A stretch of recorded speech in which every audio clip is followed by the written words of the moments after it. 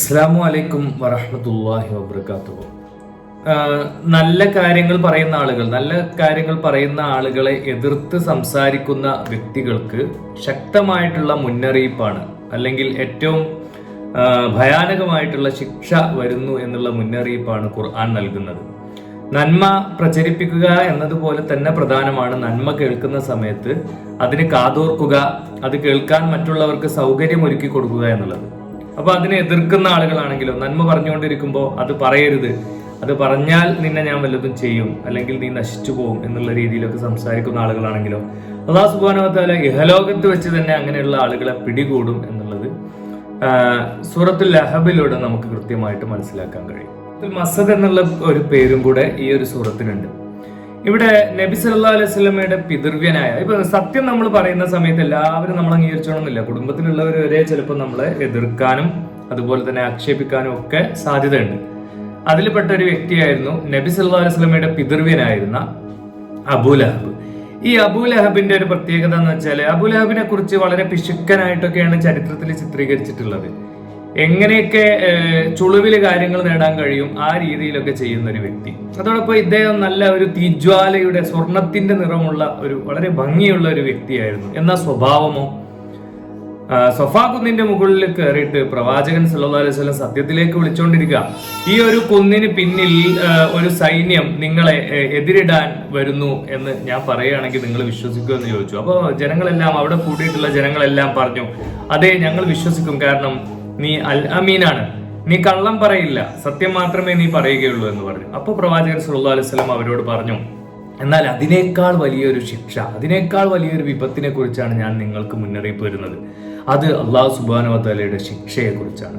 അള്ളാഹുവിനെ സൂക്ഷിച്ച് നല്ല രീതിയിൽ നിങ്ങൾ ജീവിച്ചിട്ടില്ല എങ്കിൽ നിങ്ങൾക്ക് കഠിനമായ ശിക്ഷ നേരിടേണ്ടി വരും. ഈ കുന്നു മുഴുവൻ വളഞ്ഞു വരുന്ന മഹാസൈന്യത്തിനേക്കാളൊക്കെ എത്രയോ എത്രയോ എത്രയോ വലിയ ശിക്ഷയായിരിക്കും നിങ്ങൾക്ക് നേരിടേണ്ടി വരിക. അതോടൊപ്പം നിങ്ങൾക്ക് സ്വർഗം എന്ന് പറയുന്ന ഒരു വലിയ പ്രതീക്ഷയുമുണ്ട്. നിങ്ങൾ അല്ലാഹു സുബ്ഹാനഹു വ തആലയെ വിശ്വസിച്ച് നല്ല രീതിയിൽ ജീവിതം ചിട്ടപ്പെടുത്തി മുന്നോട്ട് പോവുകയാണെങ്കിൽ എന്ന് പ്രവാചകൻ പറയുകയും, ആ സമയത്ത് തന്നെ അബൂലഹബ് ചാടി എണീറ്റ് പറയുകയാണ്, തബ്ബല്ലക യാ മുഹമ്മദ്, നിനക്ക് നാശം, മുഹമ്മദ് നിനക്ക് നാശം, നീ നശിച്ചു പോട്ടെ. ഇതിനാണോ നീ ഞങ്ങളെ ഇവിടെ വിളിച്ചു വരുത്തിയത്? ഇതിനാണോ ഞങ്ങളുടെ സമയം, വിലപ്പെട്ട സമയം നീ ഇല്ലാതാക്കിയത് എന്ന് പറയുന്നു. ആ പറഞ്ഞ അബൂലഹബ് എന്ന് പറയുന്ന വ്യക്തിയെ പരാമർശിച്ചുകൊണ്ട് സൂറത്ത് ഇറങ്ങുകയാണ്. അഊദു ബില്ലാഹി മിനശ് ശൈത്വാനിർ റജീം, ബിസ്മില്ലാഹിർ റഹ്മാനിർ റഹീം, തബ്ബത് യദാ അബീ ലഹബിൻ വതബ്, അബൂലഹബിന്റെ രണ്ട് കൈകളും നശിച്ചു പോട്ടെ. മാ അനാൻഹു മാലുഹു വമാ കസബ്, അവന് നേടിയതും അവന്റെ സന്താനങ്ങളും ഒന്നും അവന് ഉപകാരപ്പെടാതിരിക്കുന്നു, അല്ലെങ്കിൽ ഉപകാരപ്പെടാതിരിക്കും എന്നുള്ള രീതിയിൽ നിശ്ചയമായി പറയുന്നു. സയസ്ലാ നാറൻ ദാത ലഹബ്, നല്ല ചൂടോടുകൂടി കത്തിയെരിയുന്ന ആ ഒരു തീയിൽ അവൻ വെന്തെരിയും എന്ന് പറയുന്നു. വമ്രാത്തു, അവന്റെ സ്ത്രീ, അവന്റെ ഭാര്യ, ഹമ്മാലത്തുൽ ഹത്വബ്, അവിടെ ആ ഒരു സ്ത്രീയെ കുറിച്ച് പറയുകയാണ്. ആ സ്ത്രീ എന്ന് പറയുന്നത് വിറക് ചുമട്ടുകാരിയാണ് എന്നുള്ളത്, വിറക് ചുമന്ന് കൊണ്ടുവരുന്ന സ്ത്രീയാണ് എന്നാണ് ആ ഒരു അബൂലഹബിന്റെ ഭാര്യയെ കുറിച്ച് പരിചയപ്പെടുന്നത്. ഫിജീദിഹ, അവളുടെ കഴുത്തിൽ ഹബ്ലും മിൻ മസദ് എന്ന് പറയുന്നത്, ഈന്തപ്പന നാര് കൊണ്ടുള്ള ഒരു കയറുണ്ടാകും എന്നുള്ള രീതിയിൽ. അത് വിവിധ രീതിയിൽ മുഫസ്സിറുകൾ ഇതിനെ വ്യാഖ്യാനിച്ചിട്ടുണ്ട്. എന്നാൽ ഏകോപനമായിട്ട് പല മുഫസ്സിറുകളും പറഞ്ഞിട്ടുള്ള ഒരു കാര്യം എന്ന് പറയുന്നത് ഇവർക്ക് കിട്ടുന്ന ശിക്ഷയെ കുറിച്ചാണ്. ആ രീതിയിൽ തന്നെയായിരുന്നു അബൂലഹബിന്റെ അവസാനവും. അബൂലഹബ് ആകെ ദേഹമാസകലം വ്രണമൊക്കെ വന്ന് വല്ലാത്തൊരവസ്ഥയിൽ നിൽക്കുകയും മക്കള് വരെ തിരിഞ്ഞു നോക്കാതെ അവസാനം ആളുകളൊക്കെ ഖബറിലേക്ക് കമ്പ് കൊണ്ടൊക്കെ കുത്തിയിട്ട് മൂടുന്ന ഒരവസ്ഥയായിരുന്നു എന്നൊക്കെയാണ് പറയുന്നത്. ഭാര്യയും മക്കളും ഒക്കെ തിരിഞ്ഞു നോക്കാതെ പോയി എന്നുള്ളത്.